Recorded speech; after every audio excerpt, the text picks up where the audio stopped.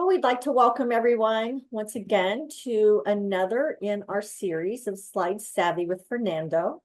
And I believe many of you on this have already met Fernando, but just in case, Fernando is a lead pathology assistant at the surgical department in the University Hospital in Newark, New Jersey. He loves to teach, he loves to share, he loves to make sure we all learn what he has over the years, and he's always available to help any of our OPO customers with their processes in their labs also. So without any further ado, I'm going to go ahead and turn this over to Fernando. And during the seminar, please go ahead and submit your questions, and we will have plenty of time at the end for some Q&A. And we can also, at the end, talk about any other services some people might be interested in. So Fernando, thank you. Hello, everybody. Hi, Laura. How are you? And well, yeah, I'll continue with this series. Thank you so much for a beautiful introduction. And I'm going to start my presentation and share this screen with you. And yeah, today, so we are going to be talking about how to prevent a frozen section artifact. In this case, we're going to have this topic of vertical and staining artifact. For the folks that are following us in these webinars, in this series of webinars, thank you very much for following us. And in this case, we have the freezing artifact. That's a webinar number 1. Webinar number 2 was a horizontal artifact. And we divided this not necessarily because the origin or the nature of this how this artifact happened, but how we identify. So in a practical way, we can see a horizontal artifact, and then we can actually identify this and say, you know, this is probably the shattering Venetian blind effect, chatter, and many other things that we deal with. We talk about webinar 2. And today we are going to talk about vertical artifact, just because the presentation of this artifact is in a vertical presentation. And then we're going to talk also about a staining artifact that also kind of will give us problems at the time our pathologists are reading our sections. And the staining is extremely important because are going to give us maybe weaker staining or maybe like too strong a staining. And this is going to affect the sections, not only about the nature of the staining, but also because of the thickness. And we'll see that later. So vertical artifact. We have 2 ways of classifying this vertical artifact in the way they look. A lot of this artifact that we introduce in the frozen section is about identification. So visual identification is something extremely reliable, and this is why we always stress that training is the way to identify things. If you don't think about something, you're not gonna find it. So we have thin strikes, and these thin strikes usually happen like really thin pinpoint calcifications, for example, in this case, or areas in the tissue on the block that might be puntiform, like in this case, calcifications or areas of granulation tissue, for example. Granulation tissue also can be hard if we compare with the rest of the tissue, and might give you these lines, these vertical lines. Also, we find this with foreign material. In this case, foreign material will be the remaining fragments of sutures, for example, staples as well, that they use the surgeons for resection. And these really small fragments will give you these thin strikes. Then we can go to the wide strikes. It's something, as the description is telling us, that is more is not like a straight line, maybe affects more of the block, maybe like 20-30% of the block, but also has the same nature of being vertical. So what happened with this? I call personally this like the butter effect. And remember when we were talking about temperature and the other series, fat, for example, it's not going to freeze at -23, -25 that we have the cryostat set, the temperature set of the cryostat. Usually fatty tissue freezes at -80 degrees. And this is going to be like butter basically underneath the blade. And because of this presence of this fragment of fat underneath the blade, at the time we're cutting, it's going to roll the section entirely, giving us these white stripes. And this is extremely important for us when we working on kidney biopsies, especially wedges, because the gerota fat and the outer portion of the kidney is the nature of this is protected by this fat. And sometimes the samples are coming with these pieces of fatty tissue on top of that. And we need to like kind of clean this tissue from these fragments of fat. Otherwise, we're gonna have these white stripes, okay?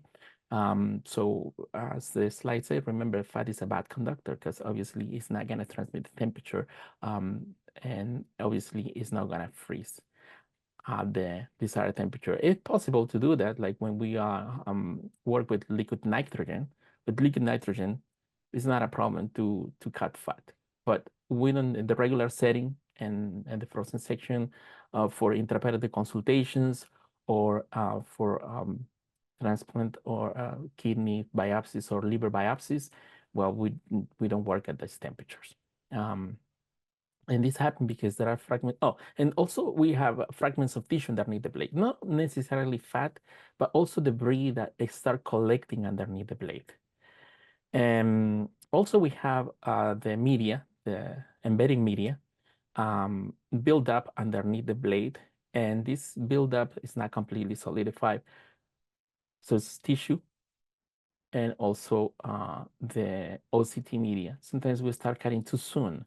And we can identify, like in the previous seminar, we were talking about when it's so grayish, because the media should be white, should be solid white. But if we see grayish areas on the media, meaning that the temperature haven't reached the ideal cutting temperature.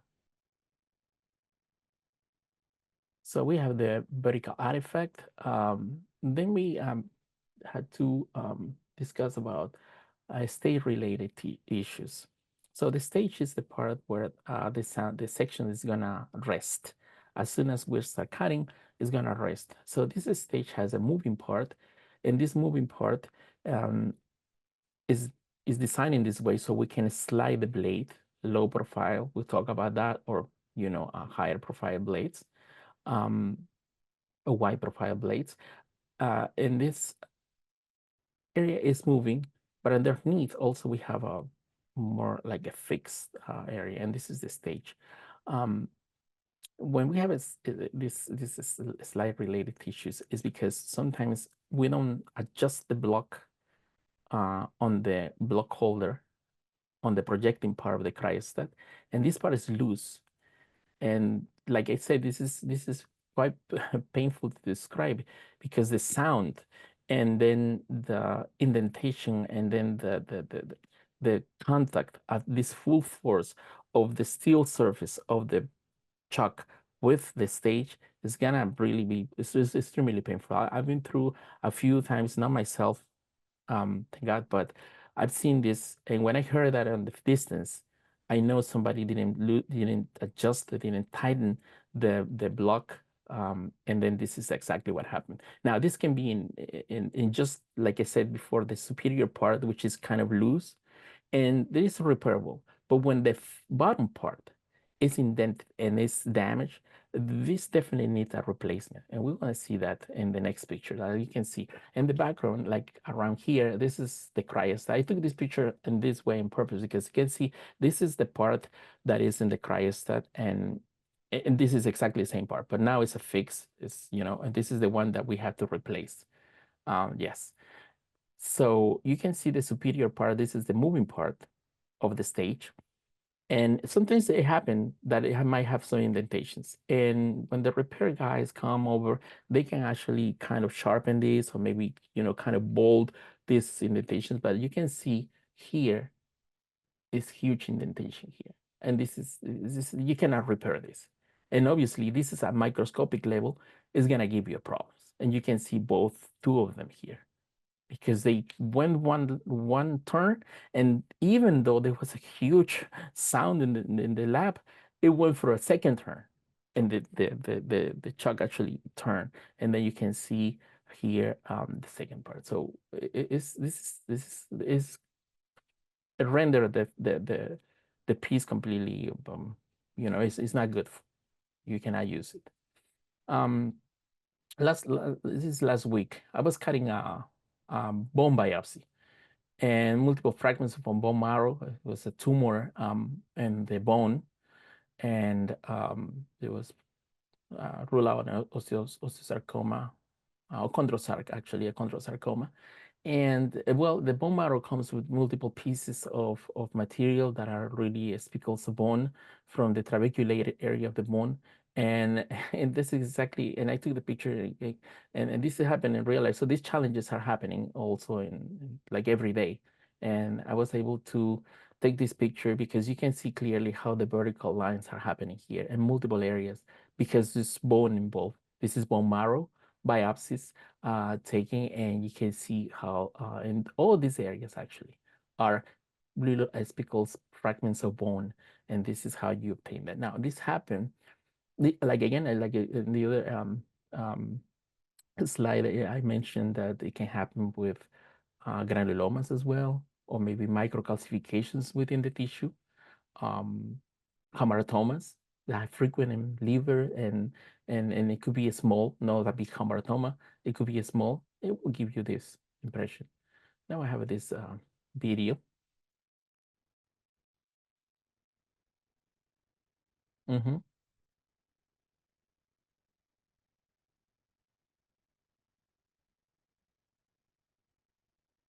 now I want to start with that, because you see how this actually section is not curling on the top, and it's kind of resting. So this is an ideal temperature. Even though it was some areas here that has some crystallization of water, the water content of the bone marrow because of the blood, it's still you see how intact is the rest of the section, even though we're cutting bone. And let me go back one more. Sorry about that.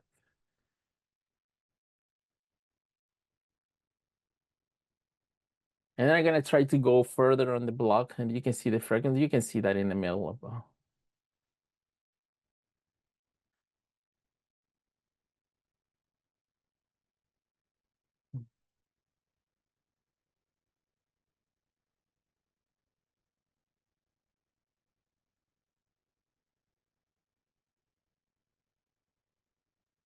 and you can see how this actually, and the slide, this is gonna stain also. I'm gonna take advantage of this. These are too thick completely, but perhaps thickness, and this is gonna stain perhaps different from this side as well. It's just how much impact these areas of calcification, for instance, and in this case bone, how we're gonna impact the section. So maybe it's readable, but it's not ideal. And we don't really in the healthcare for something that is acceptable, but we're going also for something that is the best we can do. And I always tell our residents, and I always tell our technicians, this is the best thing you can do. That's a very important question. It's a strong question, because if this is the best you can do, then you give it your 100%, and then it's the right thing to do. But if you feel like there is something else that you can do, you can actually give the best section to your pathologist. So there is room for improvement. Let's see if we can advance this. You see how it rolls on top, meaning that the temperature right now is this block is getting colder and colder.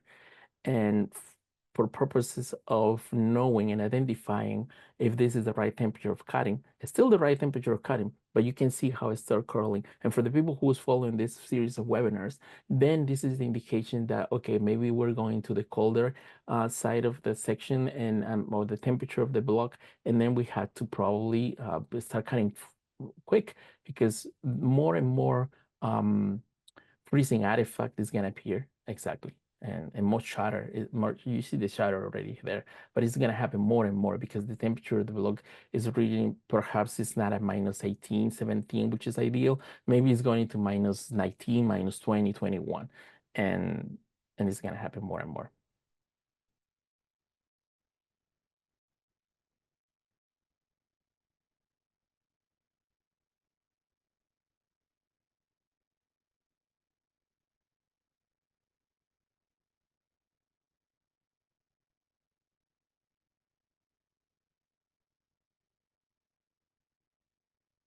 Mhm.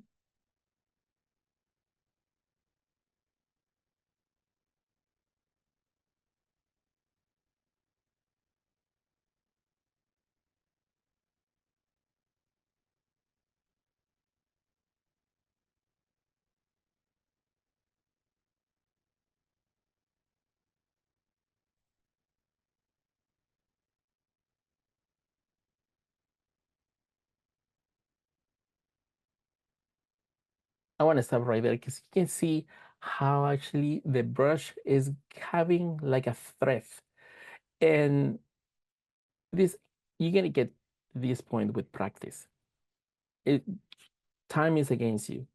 The tissue, you can see is fatty tissue also in this biopsy. So it's a lot of things that are challenging you to get the best fluorescent section.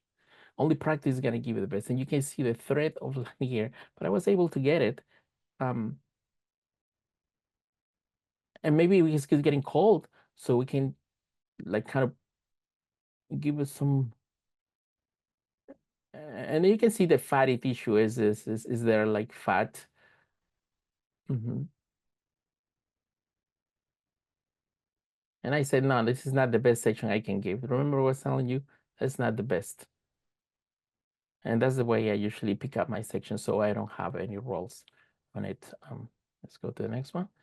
The same.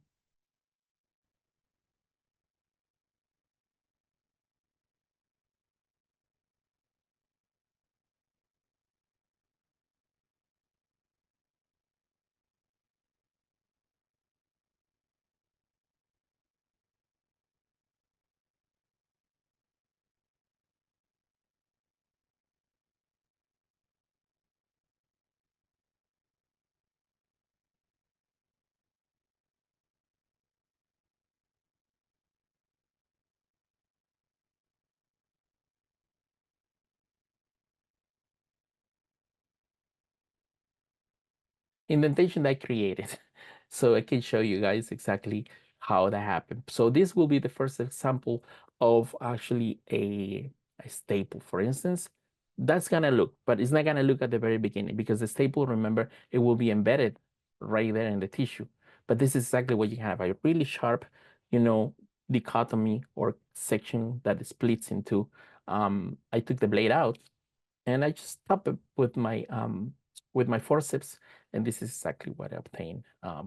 But for illustration of this will be no, probably not, but try to see.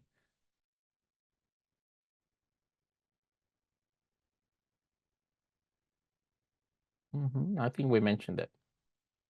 Okay.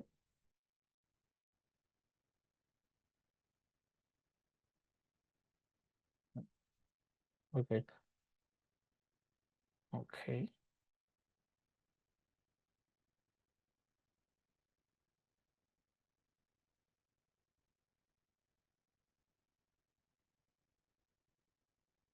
Okay, there he is.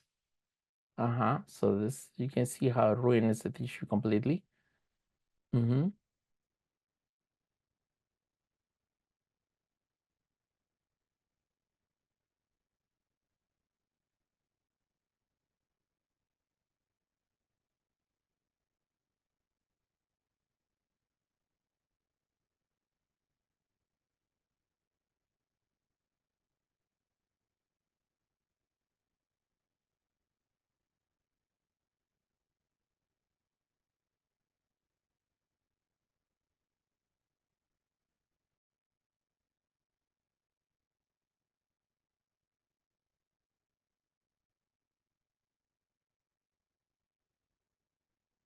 It's difficult, but is a little portions of something right there. Now it's melted. It's melted now. You can see this. But I said, you know what? Let's create this. Let's simulate this. What is gonna happen?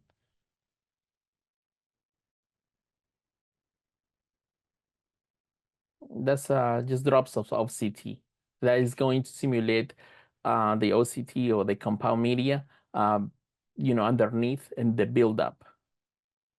You'll see what happens.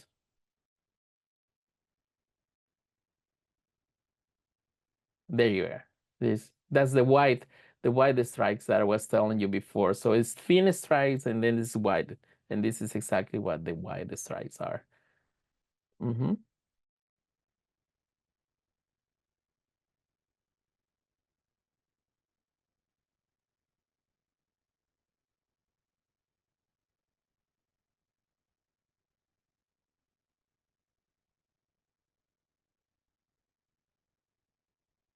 Mm-hmm.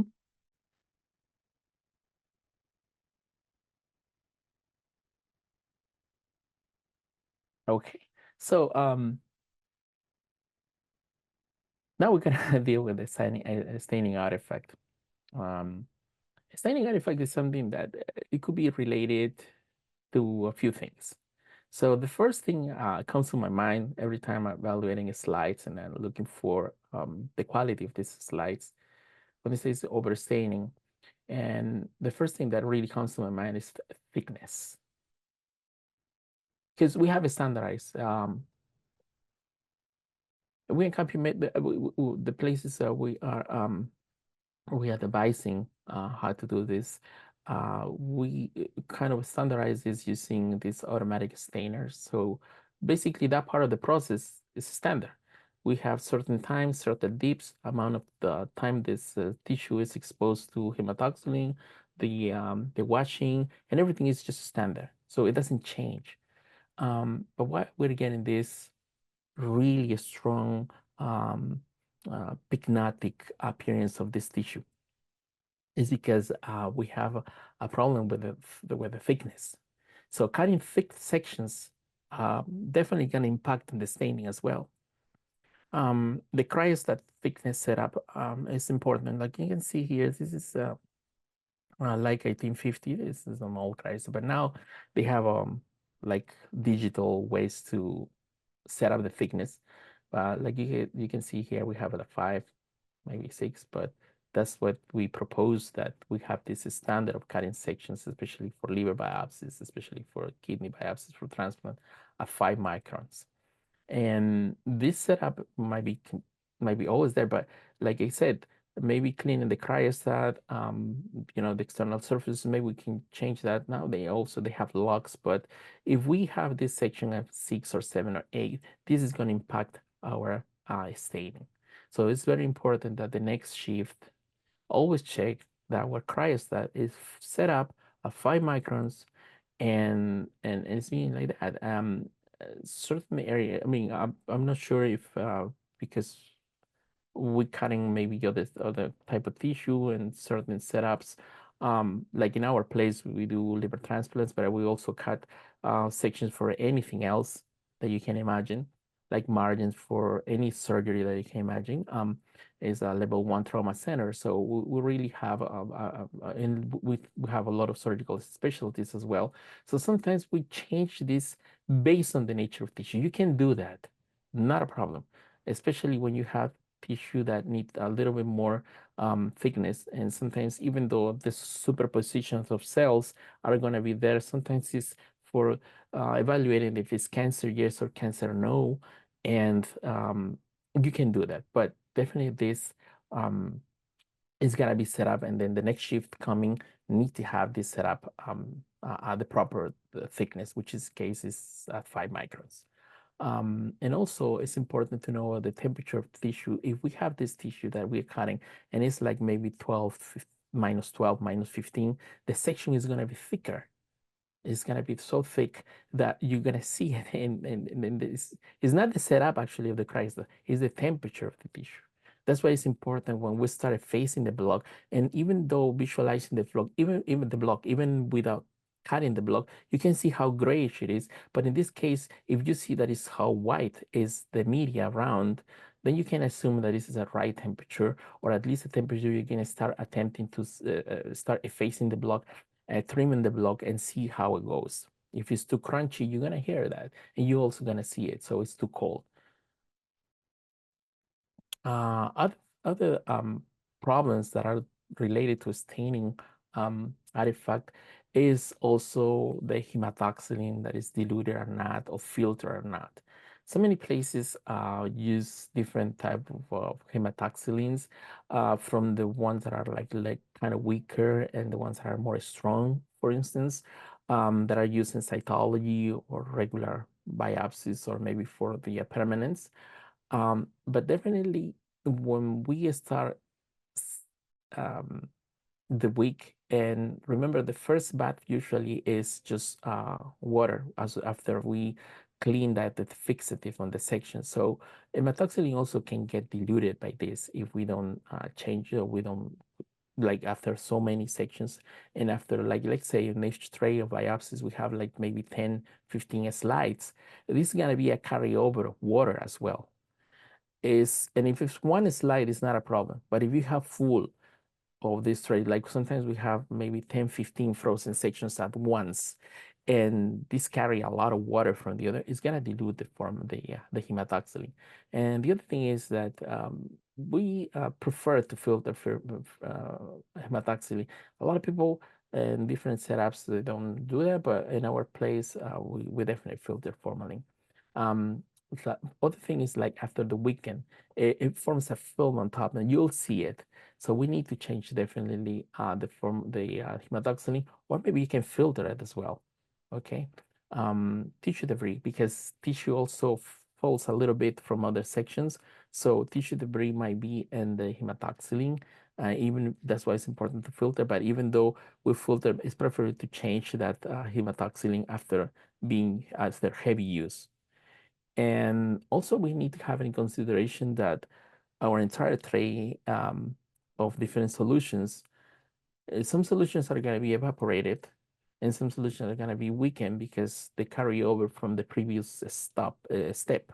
So we have water now at 95%. It won't be 95% anymore because it will have more water in it.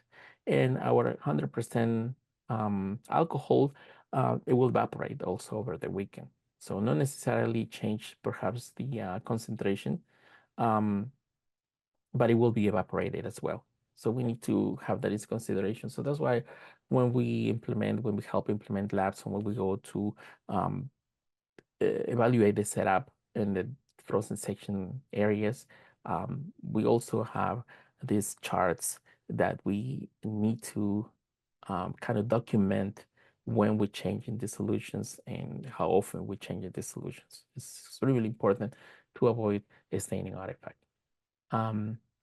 This slide is very important because you can see how the sections are going to be, and this is from the very beginning. So remember I said, observation is something that the cryotomist, the person cutting these frozen sections, need to pay special attention, and just observing how the section is coming out on the stage, you can really say that this section is at the right thickness or not.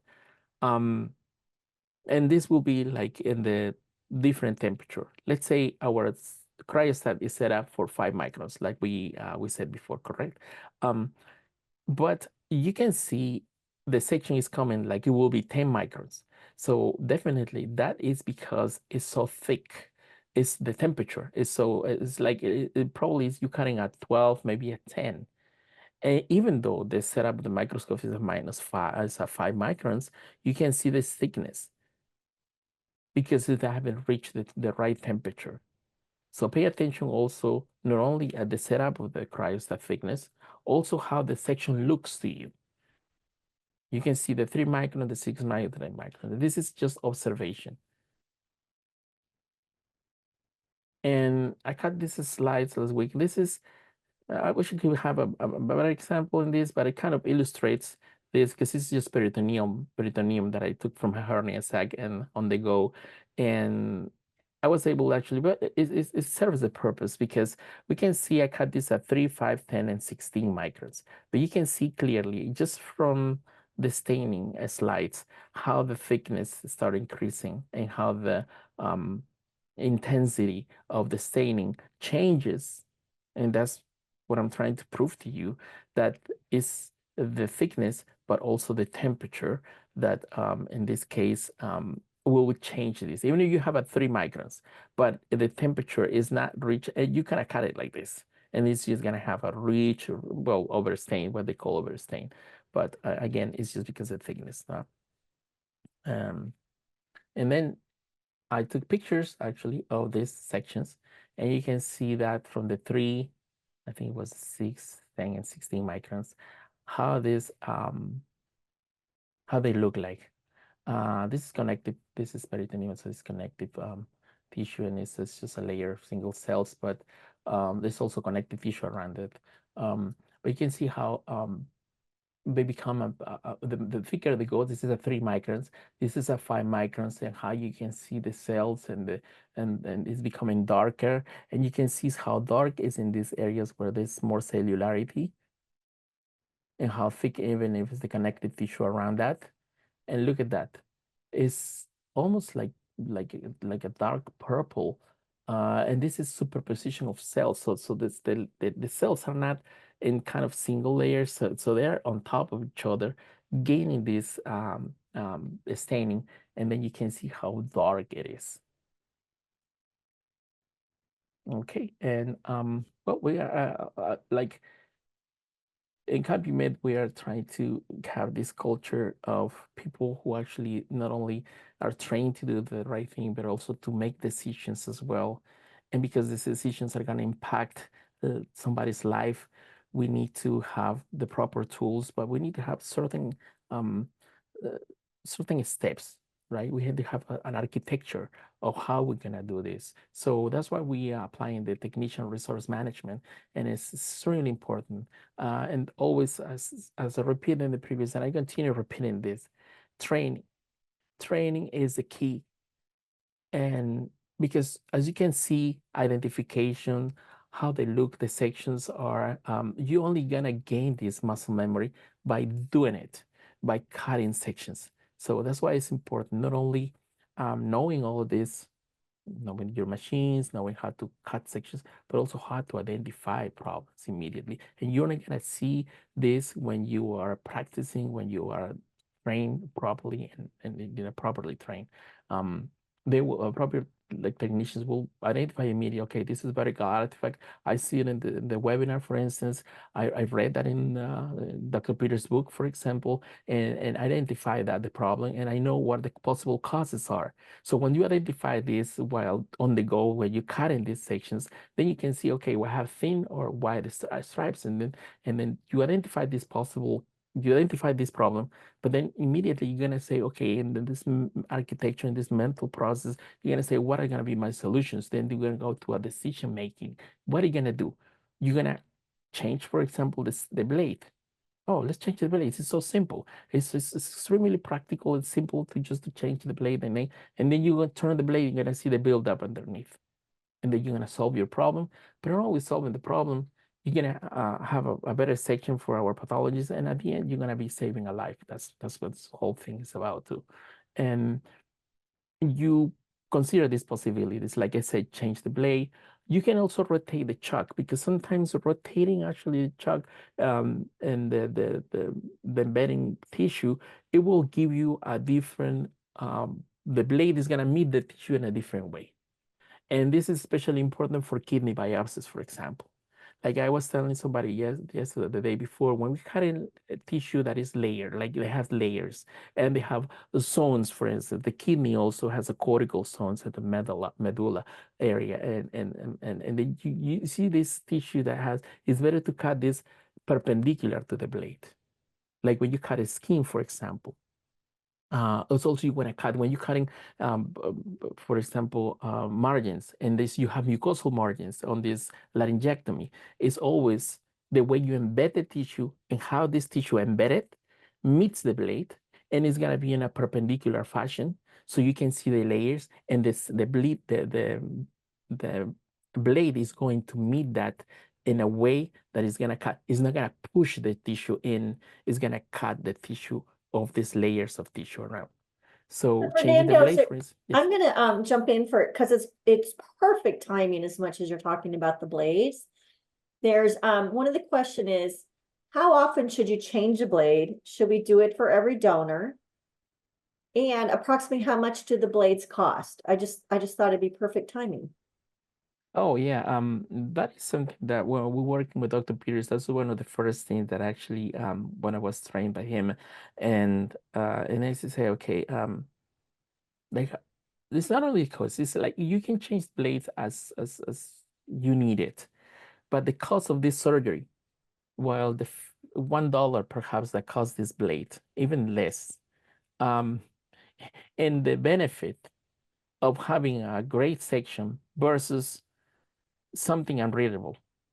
So the cost benefit of this is just not even comparable, because you can have the best section ever if you only change this blade that costs $1 or less, and you're gonna be saving a life. So I mean, the goods about the thing, but you have to identify the problem, and you need to find out, and then you need to have this training, and you need to really be in the loop of thinking, and then immediately saying, okay, I'm having this vertical artifact, and maybe they're having this wide artifact.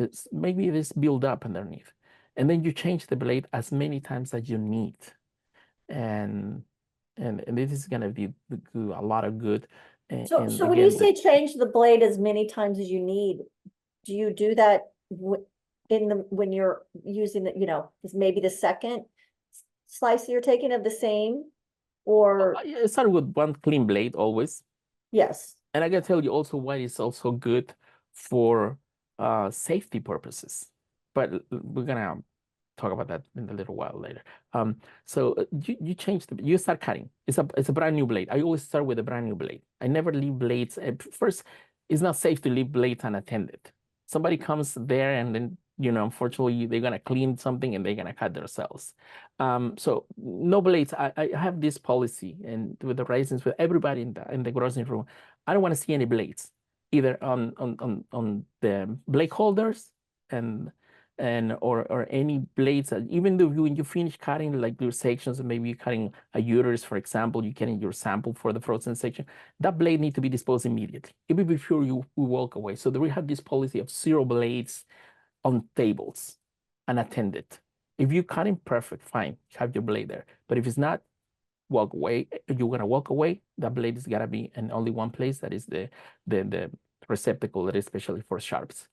So and then you can start cutting, and then you can see this vertical or this wide strikes there, and then immediately you say, okay, I need to change the blade. You change once the blade, and let's say the temperature is not the right thing, and you probably suspect that is again not the right temperature they cutting and this build up. But again, if it's something that's not related to the blade, so you don't need to take a blade. Perhaps you need to jump to the other cryostat, or maybe you need to reorient the chuck, for example, to get a better section. So 1 or 2 times is a good time, but also you need to remember that this is actually fresh tissue. So this fresh tissue, which is just a low temperature, is infectious as it can be. So it has all this loaded hepatitis or maybe other viral problems or bacterial problems there. So if you cut yourself with this as well, you know to identify this patient. Okay, it was from John Doe. But if you keep these blades and then you cut 2 or 3 per patients there, how are you gonna actually follow? How are you gonna track? And how are you gonna be able to say, okay, you know what? I cut myself with this one, unfortunately. It's a big problem, but you know what? Is this patient that I was working on? So for this, also it's important to change blades as well for every single patient, because there is traceability. You can trace the patient. You can say, okay, what is the viral profile in this patient? Hepatitis C, HIV, and so many other viral disease that might be in these patients, especially with livers, for example. And then you can see, I guess, unfortunately, we can trace this patient and they can do a follow-up to see, unfortunately, you become seropositive for this. But it's also important for that reason. It's safety. It's safety not to cut yourself inadvertently. It's safety because if you are having the event of cutting yourself, you know how to identify what is the patient that you cut yourself. And obviously for the purpose of sectioning, if you need to change a blade for another blade, it's not a big cost. It's not gonna, inflate the cost of the surgery. Okay, I'll let you keep going. It just seemed like a timely. No problem. Yeah, and then the foreign material in the in the blade itself on the tissue embedded, and also like I said so many times, it's important to have a cryostat backup if it's possible for you. And if it's something problem, this is a problematic tissue, or maybe you want to have a different set of eyes, you can ask also for a senior technician or your colleague is, I'm trying to cut this. Give me some ideas. I'm unable to cut it. The sections I'm getting are not good, even without the staining. That's what I always tell around everybody, residents, everybody. Like you see the section, you're gonna know immediately if this tissue there is not tissue there or how the tissue is gonna look like. Don't go stain something and then tell me, it doesn't look good. From the very beginning of the section, if you're gonna have a full tissue on the section, the right thickness in the section. So it's always good to ask better if somebody else can get a better section. It's not a problem. And then, as always, good communication and review the maintenance charts of the preventive maintenance as well. How we change the solutions, all the solutions in the area of the solutions next to it. It should have a chart where like we change the solutions and how often we change the solution. It has to be recorded as well for certification process, but also for the safety and for the integrity of these sections and the staining as well. And when appropriate, you also gotta tell your managers, we have a problem with the cryostat.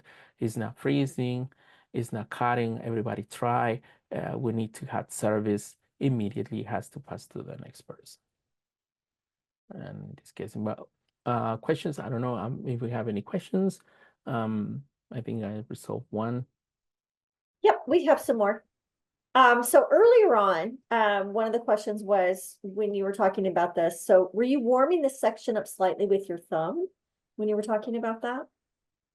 Oh yeah, this is something that you can really do on the go. I know, look, when you turn the wheel on the cryostat, it has a stop, it has a lock.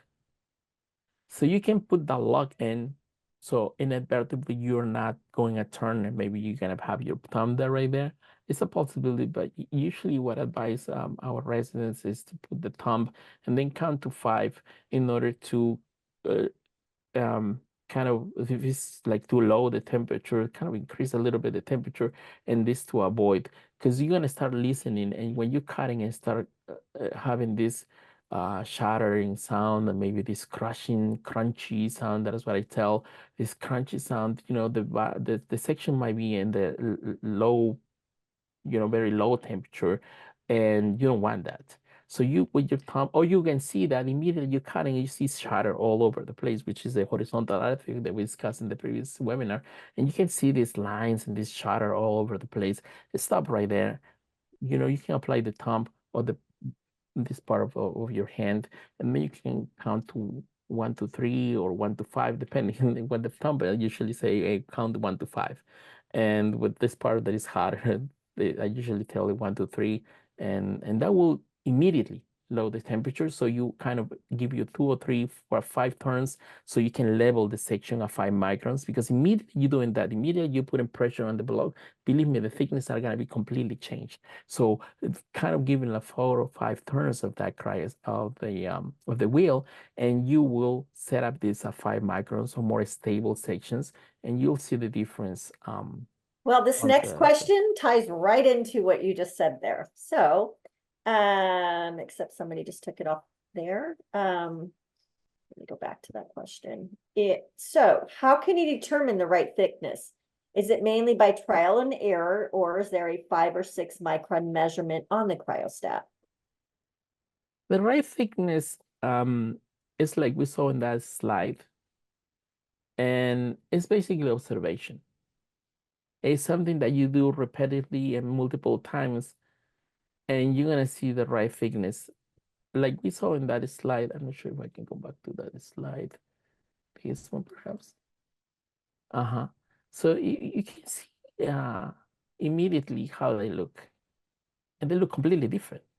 At 3 microns, at 6 microns, at 10 microns, they look is a universe of difference.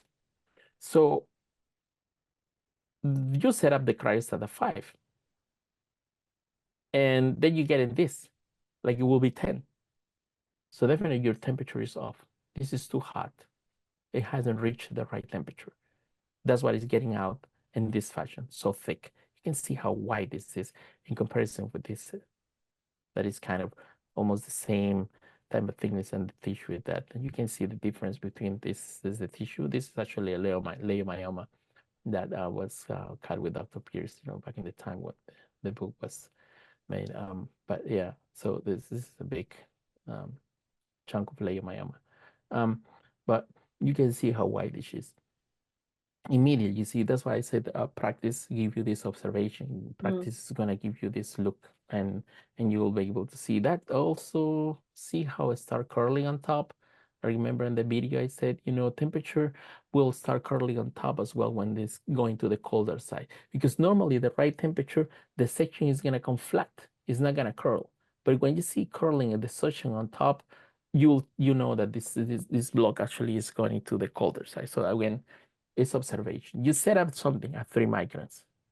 It doesn't mean that it's going to come at 3 microns because we have the temperature variable as well there. So, okay.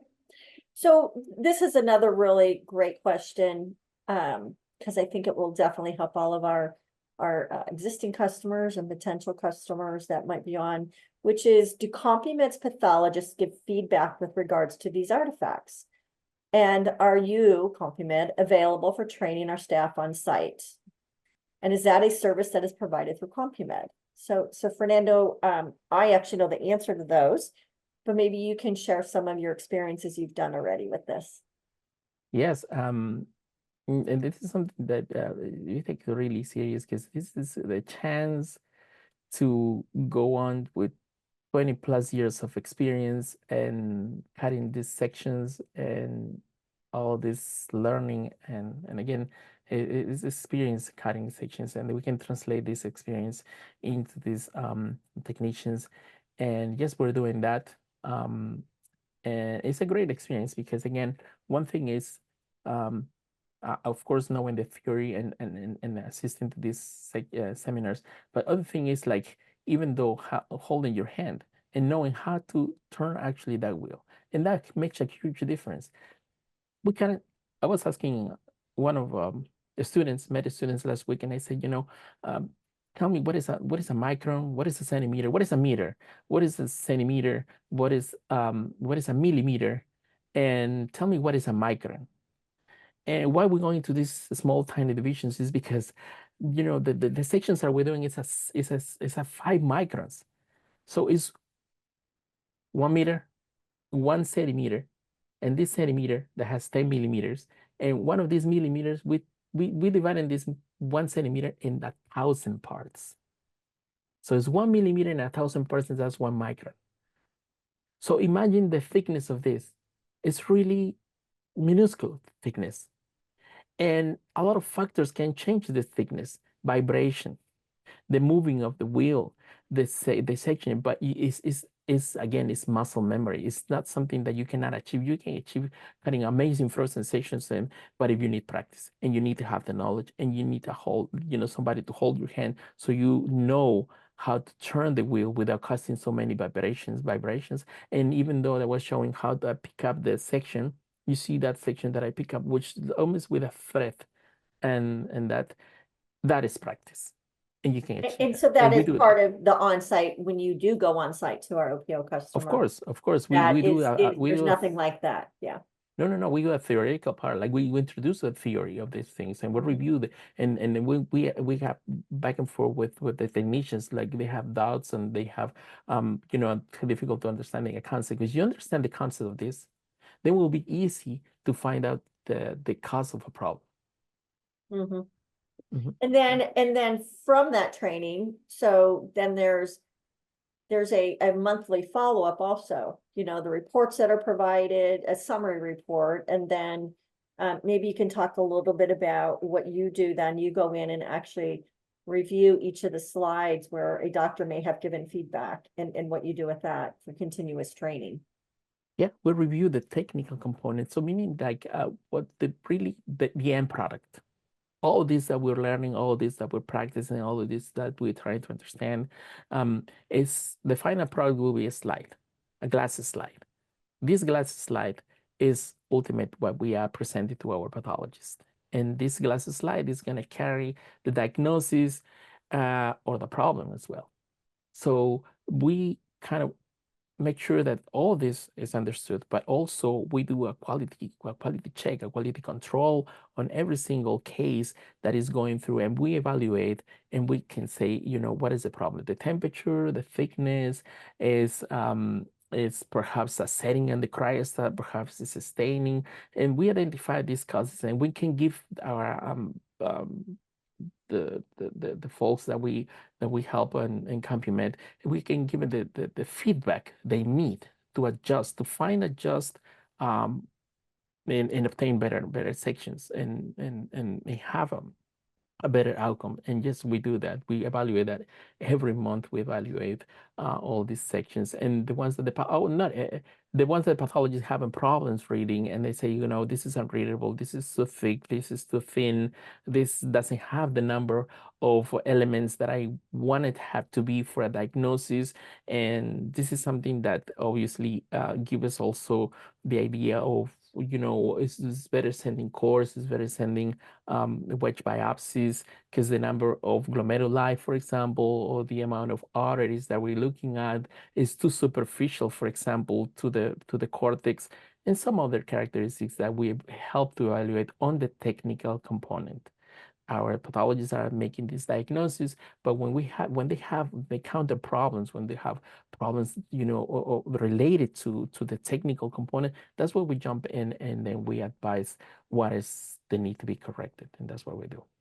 So do you, I mean, with what you've done so far, in working, you know, with the other OPOs that we do this, so how much training do you think is needed? And is it helpful for the coordinators to have all this training and then they can actually do the renal and the liver biopsies? Well, you have people who are cutting frozen sections, you know, technicians that are well seasoned. So much respect for that. But you also have the new technicians coming to the lab. So we have this, and we have, and not necessarily because you're cutting a lot, you know, like myself, I'm cutting for almost 20 years frozen sections.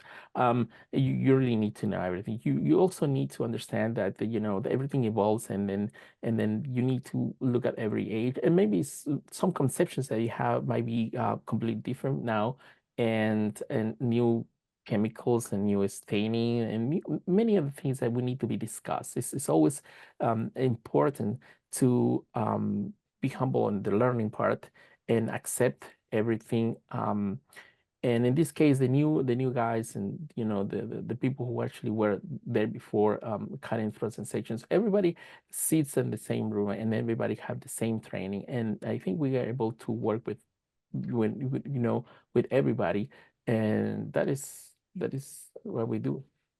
So it's, and you just said something very important there, because of your 20+ years of training and that this is what you do. So we can help on this part of it. So thanks. We are learning.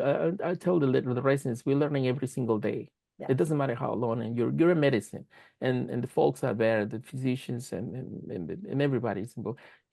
This is a never ending, and this was the beauty of being in the healthcare. There is always room to learn. There is always room to improve, and there's always something that amazes you every day, and it make you feel like, okay, so humble. I need to practice this, or I need to find out, and even teaching lessons and even going to the different places. There are different equipment as well. I mean, we work with the Leicas, but then there is many of the brands out there that have different cryostat and different features, different settings, and this is something good. Technology also evolves, and we need to evolve with technology as well. Right. Okay, so one more question. This is more specific to what you showed earlier, and it is for the staining. Was a thicker section that was dark too dark, and does that make the cells difficult to see for correct interpretation? Yes. Let me see. Yeah, this one. Thank Yeah. you.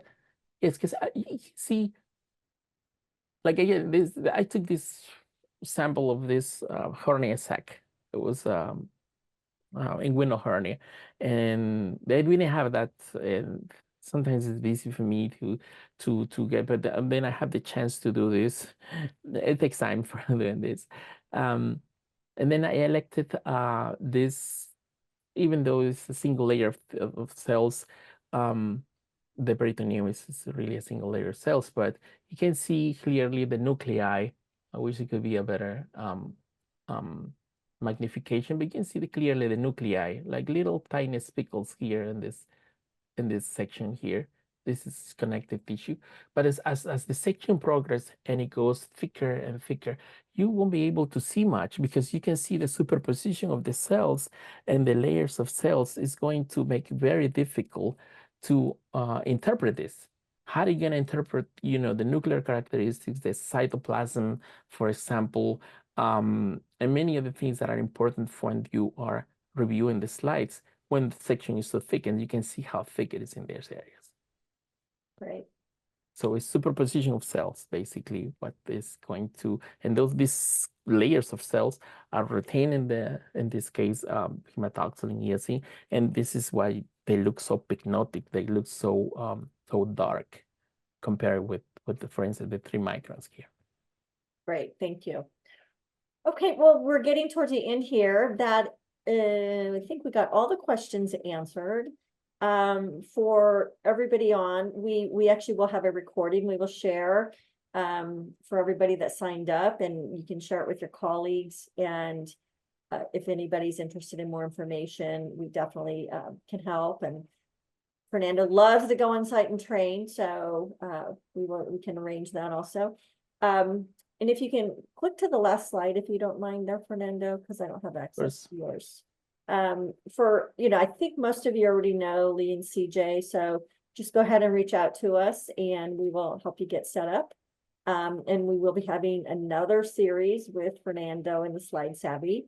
A little bit of great news is we are working on the ability to for these to start having some continuing education credits. So it's a little bit down the road, something that people have been asking for. So we're excited to share that hopefully sooner than later. So thanks, everybody. And we will wrap up this session. Thanks, Fernando. It's always fabulous to have you on. Thank you. Thank you for the whole team. I'll compliment technicians, Mark, CJ. I mean, amazing. Levy, thank you very much, everybody. It's possible this presentation. Thank you.